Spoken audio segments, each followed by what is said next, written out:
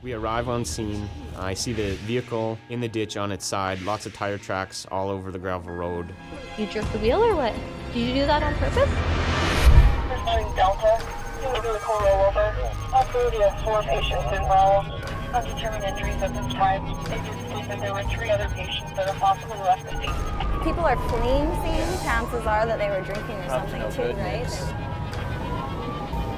So this call is just outside of town, still within the city limits or just on the edge? She's dark out here. Okay, slow down. Right here. Look at this. There's a lot of lights.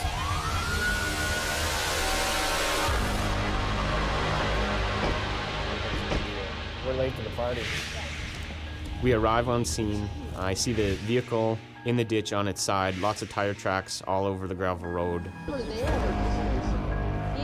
in which vehicle? He was a driver. Driver of this one? Yeah. Okay. When we got there, there was alcohol all over the road, all over the ground. We're kind of presuming that they were drinking. You could kind of see the tracks where they came around the corner, punched her, and then lost control and ended up right there. Were you wearing your seatbelt? Yeah. Were airbags deployed? No. I had 4 of my buddies, Yeah. and then a couple girls hopped in. I don't know who the girls are, but they ran. My concern when I hear that some people have fled the scene of this MVA is, are they trying to hide something? Innocent people don't run. They've done something wrong. Okay, come with me. You're okay to take a couple steps? There's booze everywhere. So you weren't drinking? No, I was sleepy tonight. They pulled over at an approach not too long after the train tracks, shut their lights off, so the headlights, tail lights. So what exactly happened here? Say we got about 2 or 3 car lengths away from them. The lights come on, We were at another party and it got shut down, so we're going to another one. and they beeline her off the approach. And everyone was yelling and shouting at me. All of a sudden you see dust just flying out from the back. I got aggravated and I kind of 2 fish tails. You jerked the wheel or what? Did you do that on purpose? I was expecting to come to a fatality, to be honest. Any questions or anything for me? No, Before we... No? You just feel kind of upset right now, right? Is that your car you were driving? Yeah. Yeah. So you were driving, they upset you, you jerked the wheel. The only person I seen that was buckled in was the driver. Everybody else was laying in the bottom of the SUV. There was feet and hands and legs just hanging out of the bottom windows. I was just like, oh God, please don't let there be somebody dead. This kid is telling me that he had no drinks, that he was the DD when he obviously smelt of liquor. You do smell like you've been drinking. Yeah, So no lying to me anymore, okay? To be honest with you, I had a little bit, but if How much is a little bit? I had maybe 3. Okay. Well, you can go with this officer right here. And it's his turn with you, okay, bud? With impaired drivers, the person that's been drinking and driving usually isn't the one to die. It's usually the other people that are involved in the collision or the passengers. I don't think these kids realize how lucky they are. I've seen people die from a lot less than what they've gone through. I think this kid is lucky to be sitting in the back of a police car right now, as opposed to being transported to the hospital in the back of an ambulance. That kid just reeks of alcohol. I remember being in high school, being in the back of a car, very similar situation to these kids. I hope the fact that they were all able to walk away from this tonight, they learned something from it and can move forward.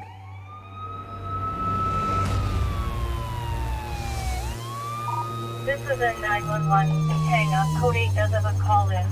Before she hung up, it was a female patient on the line stating that she was seeing ghosts. Seeing ghosts should be on your side, first house. White one right here, maybe? When we get a call hearing that somebody's seeing ghosts, 2 things come to mind, and that's either pre-existing psych issues or drugs. Oh yeah. Front step. Talking on the phone. Hey, 21 us there? Do you want to come this way, dear? It's dark, it's night. This is the call where your scene survey is very important. We initially see one person, but we don't know she's the only person, so being aware of our surroundings is important for our safety. What's your name? Where do you live?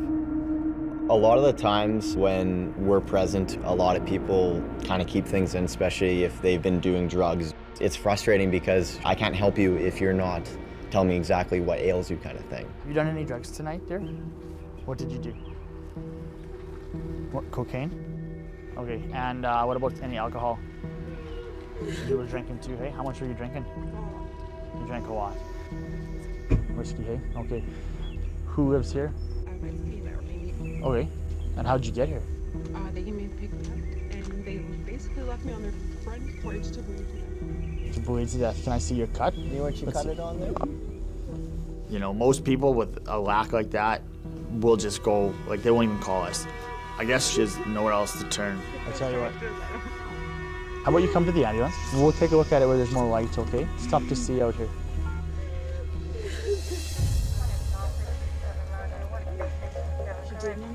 Well, she's got a small lack on her hand. I don't know how she got it. Right. How did you get the lack on your hand? Did you fall? Were you pushed? Into the window. Pushed into the window at this house? No, in the back. At the back of this in house? In this house, at the back. Okay. Well, just come. Oftentimes, in these situations, these patients don't always tell us the whole story. They kind of want to make it seem like they did nothing wrong, or they want to hide something. She took drugs, and you know, maybe she's thinking, well, now the cops are here, I'm going to get busted with drugs, or are they going to charge me with vandalism or whatever?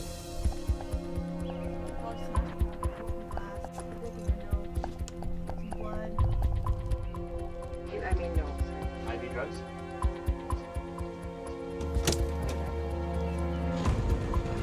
Do you want me to check your blood pressure again?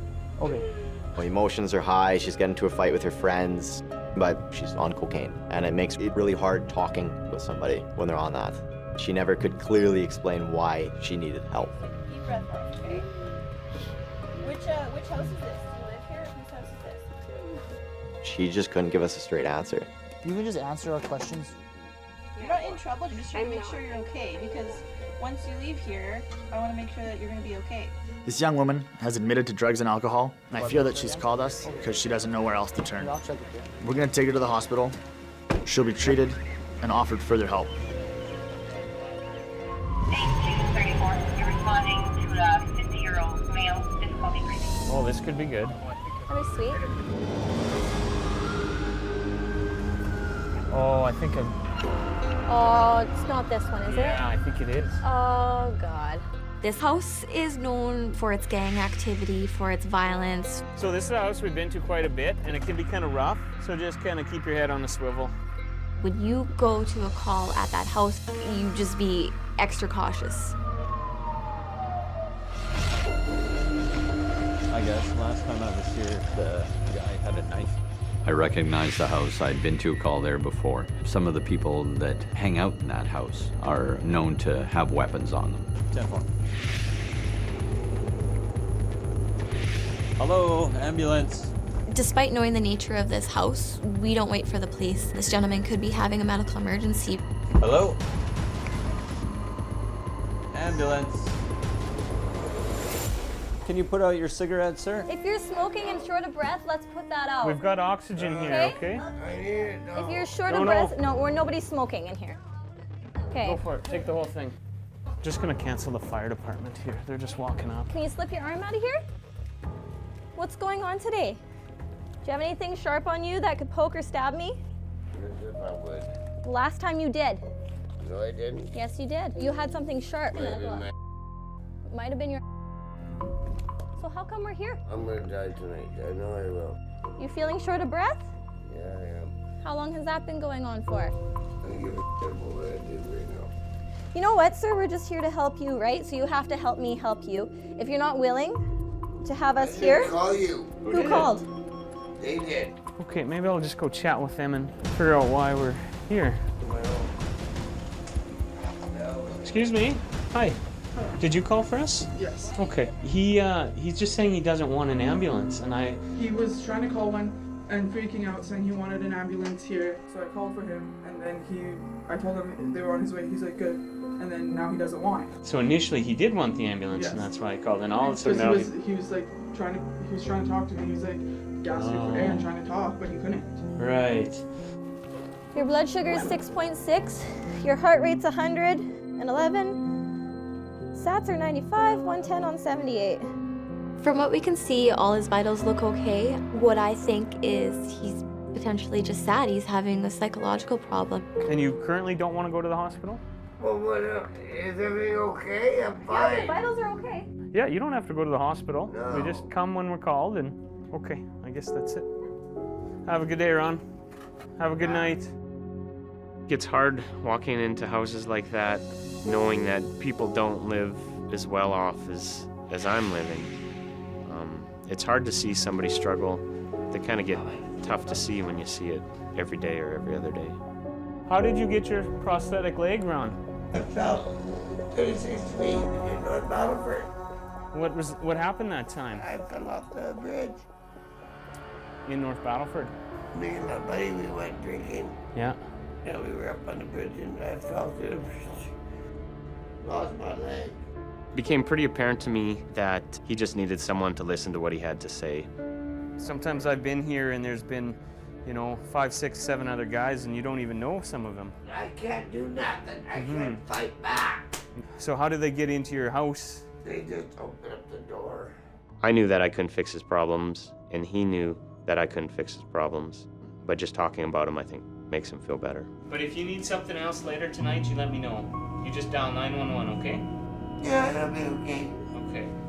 I feel like he just wanted to have his voice heard, and we're there to listen. Did you fall? Were you pushed?